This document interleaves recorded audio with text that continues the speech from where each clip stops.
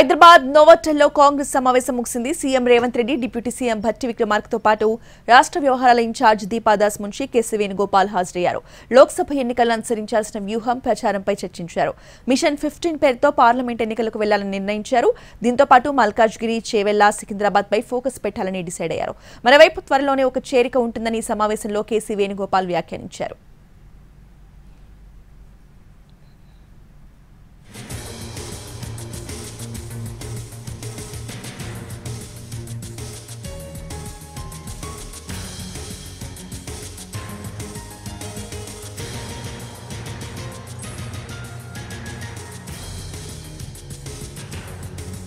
హైదరాబాద్ నోవోటెల్లో కాంగ్రెస్ సమావేశం ముగిసింది. CM Revanth Reddy, deputy CM Bhatti విక్రమార్కతో పాటు రాష్ట్ర వ్యవహారాల ఇన్ఛార్జ్ దీపాదాస్ మున్షి, కేసీ వేణుగోపాల్ హాజరయ్యారు. లోక్సభ ఎన్నికల్లో అనుసరించాల్సిన వ్యూహం, ప్రచారంపై చర్చించారు. మిషన్ 15 పేరుతో పార్లమెంట్ ఎన్నికలకు వెళ్లాలని నిర్ణయించారు. ఇక ఈ అంశాలన్నింటిపై పూర్తి అప్డేట్స్ ని మా ప్రతినిధి చారి అందిస్తారు. చారి,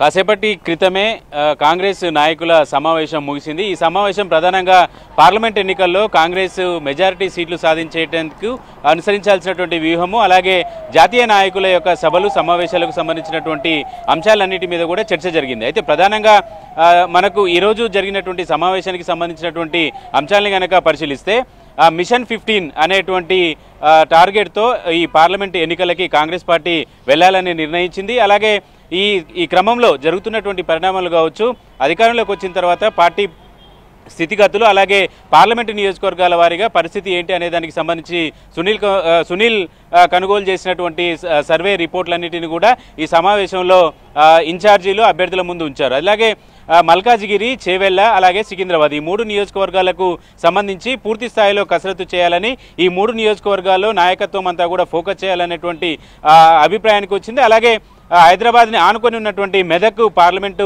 మీద కూడా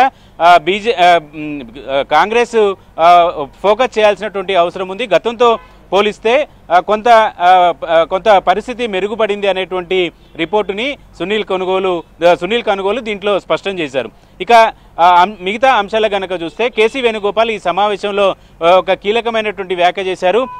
ఇప్పటి వరకు ప్రకటించాల్సినటువంటి 3 పార్లమెంటు నియోజకవర్గాలు ఉన్నాయి. అది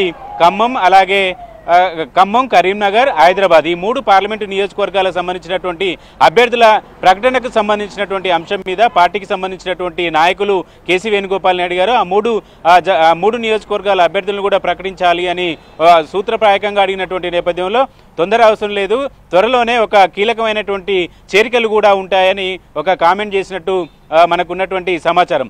వీటితో పాటుగా ప్రధానంగా వచ్చే పార్లమెంటు ఎన్నికల్లో తెలంగాణలో బీజేపీ కొంత బలాన్ని పెంచుకునేటువంటి ప్రయత్నం చేస్తుంది. కాబట్టి ఈ బలానికి కారణం ఏంటి అనే దానికి సంబంధించి కాంగ్రెస్ పార్టీ సర్వే చేసినట్టు స్పష్టం చేశారు ఈ సమావేశంలో. అయితే ప్రధానంగా బీఆర్ఎస్ పూర్తిగా బలహీన పడిపోతుంది అనేటువంటి నివేదిక కాంగ్రెస్ పార్టీ చేసినటువంటి సర్వేలో వచ్చింది. అయితే ఈ బలహీన పడటానికి గల కారణం ఏంటి అనే దానికి సంబంధించినటువంటి అంశంలో కొద్దిసేపటి క్రితమే కొండా సురేఖ కూడా కామెంట్ను చేసింది. తెలంగాణలో బీజేపీని పరోక్షంగా లోపాయికారిక బీఆర్ఎస్ కలిసి పనిచేస్తున్నాయి, బీజేపీకి మద్దతు ఇచ్చేటువంటి ప్రయత్నం చేస్తుందనేటువంటి ఆరోపణ కూడా చేసింది. ఎందుకంటే ప్రస్తుతం లిక్కర్ కేసులో జైల్లో ఉన్నటువంటి కవితకి బెయిల్ రావాలి అంటే ఈ బీజేపీకి సహకరించాల్సినటువంటి అవసరం ఉందనేటువంటి అభిప్రాయానికి బీఆర్ఎస్ నాయకత్వం వచ్చింది. కాబట్టి పార్టీ నష్టపోయినా సరే బీజేపీకి మద్దతు ఇవ్వాలనేటువంటి ఆలోచనతో బీఆర్ఎస్ నాయకత్వం ఉందనేటువంటి ఆరోపణల్ని కాంగ్రెస్ పార్టీ చేస్తుంది. ఇదే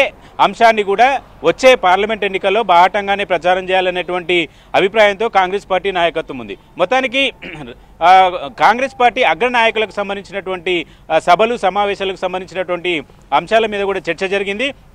మనకున్నటువంటి సమాచారం ప్రకారం మే 4, 5 ఈ 2 తేదీల్లో ఏదో ఒక తేదీ ఉమ్మడి నల్గొండ జిల్లాలో 2 నియోజకవర్గాలు ఉన్నాయి. ఒకటి నల్గొండ, 2 భువనగిరి. ఈ 2 నియోజకవర్గాలకు కలుపుతూ ఒక భారీ బహిరంగ సభను ఏర్పాటు చేయాలనుకుంటున్నారు.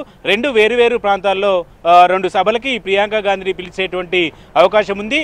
ఇది 1-2 రోజుల్లో కూడా క్లారిటీ రాబోతుంది. ఇక కాంగ్రెస్ పార్టీకి సంబంధించినటువంటి అభ్యర్థుల నామినేషన్నే అట్టహాసంగా చేయాలనేటువంటి అభిప్రాయానికి సమావేశంలో నాయకత్వం అంతా వచ్చింది.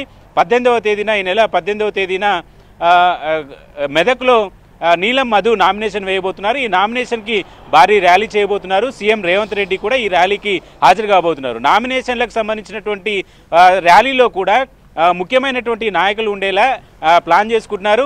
రాహుల్ గాంధీ, ప్రియాంక గాంధీ, అలాగే వీలైతే అవకాశం ఉంటే సోనియా గాంధీతో ఇక్కడ తెలంగాణలో ఎన్నికల ప్రచార సభల్ని కూడా నిర్వహించాలనుకుంటున్నారు. కాబట్టి వీటికి సంబంధించినటువంటి తేదీలు కూడా త్వరలోనే ఖరారు కాబోతున్నాయి. Right, thank you Chari.